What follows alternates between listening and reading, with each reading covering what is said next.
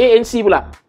Untuk ANC, Nothing Headphone One ni menawarkan pengalaman penggunaan macam menggunakan Nothing Ear. Cuma dia lagi sedap sebabkan cawan telinga tu tutup keseluruhan telinga kita seperti ini. Jadi, pengalaman ANC Nothing yang memang dah sedap kat Nothing Ear tu dibawa kita kat sini dalam mode yang lebih selesa dan juga mode yang lebih orang kata apa, menenangkan.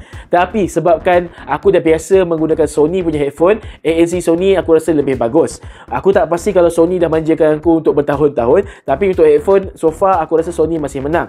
Nothing mungkin kena buat beberapa tuning lagi. Mungkin generasi kedua dia punya ANC tu akan lebih selesa dan juga lebih enak. Untuk mode transparency, aku akan cakap Nothing ni lagi bagus berbanding dengan Sony. Tapi sebab Sony ada speak to chat tu, so Sony menang kat transparency mode tu sebab dia lagi berguna, lagi mudah dan kita ada gesture tutup tu saja. Nothing tak ada kawalan gesture yang seperti itu. Dia banyak bergantung pada butang dan juga AI. Okey.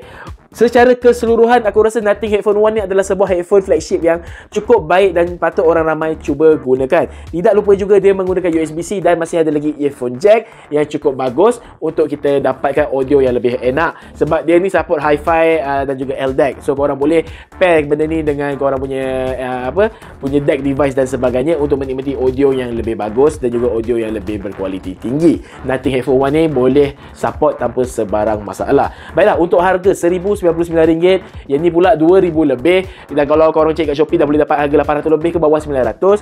Untuk flagship audio headphone, ini cukup bagus. Tapi kalau korang ada duit nak tunggu diskaun, tunggu je, sebab korang satu hari nanti akan dapat beli harga ni pada harga RM1,000 lebih, RM1,800, RM1,700 macam tu.